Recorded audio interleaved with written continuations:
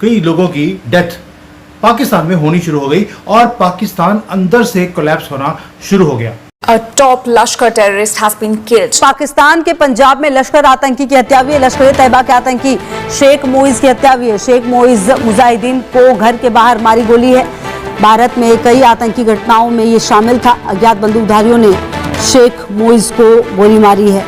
कहा जाता है ये लश्कर तैयबा का ऑपरेटिव था। इंडिया इस चीज में महारत रखते हैं। इंडिया का एक पूरे का पूरा नेटवर्क मौजूद है और उस नेटवर्क को इंडियन डीप स्टेट जो है वो बड़े केयरफुली देखती है। रात के 10 बजे जब बिल्कुल साइलेंस थी, वहां पर गोलियों की आवाज सुनाई देती है और एक डेडलीस्ट टेररिस्ट जो मास्टरमाइंड था भारत के ऊपर मल्टीपल अटैक्स करने के लिए, वो मारा जाता है।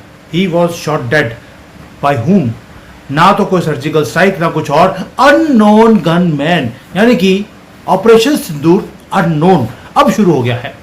बंदे का नाम था, बंदा नहीं, ये जान। दोस्तों कहा यह जा रहा है कि लश्कर तैयबा के एक अबू कतल सिंधी हैं, उनको कत्ल कर दिया गया है पंजाब के अंदर, जेलम के एक इलाके के अंदर। ये this is something which is going on in not in Pakistani media but Indian media. कहा जाता है कि ये हाफिज सईद के बड़े करीब तरीन लोग हैं और ये जो समझ लें कि रिसेंटली इनके बारे में आता है कि he was involve in few activities. कई लोगों का ये भी कहना है कि जो 9 हिंदू पिलग्रिम्स कत्ल हुए थे जब नरेंद्र मोदी ओथ ले रहे थे 9 जून 2024 को, उस वक्त ये वाकया हुआ और उसका मास्टरमाइंड जो था वो अबू कतल था। अब ये जो आदमी है, इसने इतना ब्लड शेड किया है भारत के अंदर और खुद अपने ही खून में लथपथ वो वहां पर कुत्ते की तरह वो मारा हुआ पाया गया। आपको मालूम है सड़कों पे कुत्ते ही मरे हुए पाए जाते हैं, कोई और जानवर नहीं मिलता है, वैसे ही ये भी पाया गया। दोस्तों ये कोई आम टेररिस्ट नहीं था।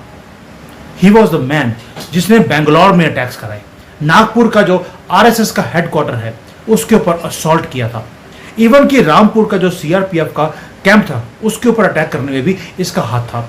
यानी कि कोई भी मेजर टेररिस्ट कॉन्स्पिरेसी अगर भारत में हुई है उसमें इसके फिंगरप्रिंट आपको हमेशा दिखाई देते थे। लेकिन जब पाकिस्तान ने भारत के आगे लेटने का फैसला किया तो भारत की ज़ाहिर कुछ डिमांड्स होंगी। भारत को 20 से 24 बंदे मारने दिए गए, ठीक है। हमारी सरजमीन पर भारत कार्रवाइयां करता रहा गुज़श्ता 2-2.5 सालों से, जब तक जनरल आसिम मुनीर आया है भारत के लिए ये खुला मैदान छोड़ दिया गया है। और उसके बाद अब दोबारा से यह सिलसिला शुरू हो गया है सो कॉल्ड जंग के बाद, सीज फायर के बाद। यानी अब दोबारा से पाकिस्तान के अंदर जितने भारत को मतलब टारगेट हैं उनको दोबारा से मारे जाने का सिलसिला शुरू होने जा रहा है। वो फिर खालिस्तान मूवमेंट से रिलेटेड लोग हों या फिर वो कश्मीर से रिलेटेड लोग हों, उनको अब मारा जाएगा। आप गए, आपने हजारों लोगों को अफगानिस्तान में निपटा दिया, भारत ने तो कुछ नहीं बोला। तुम्हें क्या लगता है जैसे तुमने अफगानिस्तान में अपनी फौजें भेजी थी तुम भारत भेजोगे? ये हो नहीं सकता, ये हो नहीं सकता। क्या तुम्हारे पास भारत से बड़ी डिप्लोमेटिक एक स्ट्रक्चर पड़ा हुआ है? यह भी नहीं हो सकता। तुम्हारे पास भारत से ज्यादा पैसे हैं? यह भी नहीं है। तो जब बेटा कुछ नहीं है तो why you wasting anybody's time and everybody's time. आज एक अननोन गनमैन जिंदाबाद हो गया फिर से एक Sheikh Mujahid who was a recruiter organiser for the Lashkar Taiba, उसको उसके घर के बाहर कसूर में ठोक दिया गया।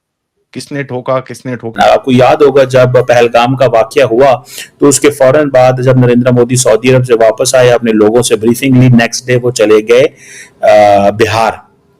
बिहार में उन्होंने जाके ये कहा था और इंग्लिश में ये बात की थी। सो इसको just keep that in mind, just keep this in mind कि उन्होंने कहा था कि मैं तुम्हें आइडेंटिफाई करूंगा, सर्च करूंगा, आइडेंटिफाई करूंगा और कत्ल करूंगा। ये अंग्रेजी में उन्होंने कहा था। दूसरा फिर जब सिंदूर हुआ तो जब ठोक रहे थे सरेआम, तो फिर अननोन गनमैन किस लिए भेजने, फिर तो ब्रह्मोस भेज। तो ये जो मियां मुजाहिद जी मारे गए ना आज, आपको पता कस्बे का नाम क्या है? कसूर ना, तो कसूर सिटी है ना। रामकृष्ण और राधा कृष्ण। हाँ, तो हमारा इलाका है भाई। अब इलाके में बदमाश बच्चों को ठोकेंगे भी नहीं तो क्या करेंगे? सही बात है। और पंजाब के अंदर है, ये खुशी की बात है। बाकी सर इसके अंदर आपने मैं ये सवाल जरूर पूछूंगा आपसे, आप सर ने पता है इसके अंदर स्टोरीज बताई हैं कि भाई बंदा यहाँ जा रहा था, उसका फोन बजा, उसको इसने फोन करा, मारा गया है कुत्ते की तरह। मैं बार बार बोल रहा हूं क्योंकि मुझे मजा आ रहा है बताने में कि कुत्ते की तरह मारा गया है। ये सिर्फ एक नाम नहीं था दोस्तों, ये मैसेज भी था पाकिस्तान की तरफ से भारत को कि जिहाद कभी बंद नहीं होगा, हमारे पास ऐसे लोग बहुत हैं। हंसते थे हमारे ऊपर।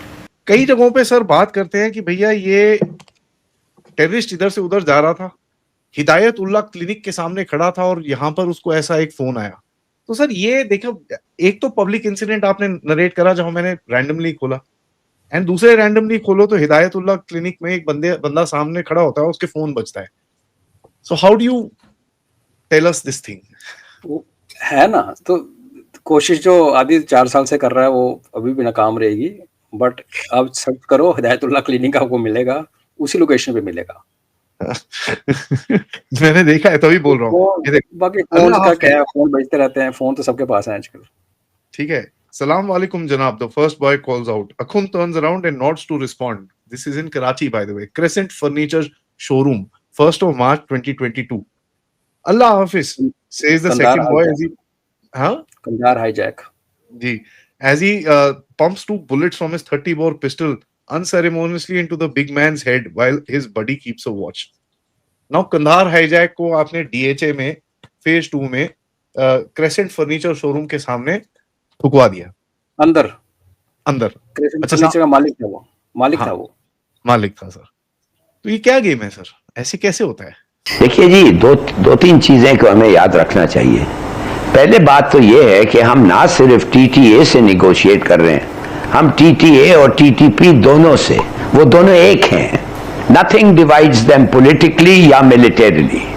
उनके और जब से ये मुफ्ती मुआजिम और यासर 2 हैं जो उन्होंने बैत लिया है, और ओथ ऑफ ओबीडियंस वो कहते हैं, चीफ हैं टीटीए के हैबतुल्लाह खान अखुंजादे से, जब से उन्होंने वो बैत उठाई है, मैं आपको बता रहा हूँ, उस वक्त से they are for all practical purposes one.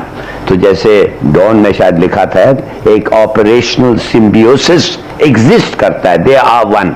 इनकी फंडिंग भी वन है, हिंदू इंडिया, इनके सोर्स ऑफ वेपन्स भी उधर से ही हैं। वो माने अमेरिकन के जो आर्म्स डंप्स थे वो टीटीए सब दोनों को देती है। तो मेरा अपना ख्याल ये है, जब आप देख रहे हैं कि जब बात कर रहे थे, as they were talking, infiltration हो रहा था अफगानिस्तान से इनटू पाकिस्तान, बल्कि इंक्रीज हुआ, कितने झड़पें हुए वाइल दे वर टॉकिंग। तो मैं समझता हूं ये सीज फायर जो एक्सटेंड हुआ है वो इसलिए हुआ है कि दोनों side, neither side wanted to take the blame. हम नहीं चाहते थे हम कहें कि भाई हाँ ये हमारे वजह से फेलियर हो गया, या वो नहीं चाहते थे, या कतर को तुर्की को गुस्सा नहीं देने थे, तो हमने कहा कि हाँ फिर मिलेंगे।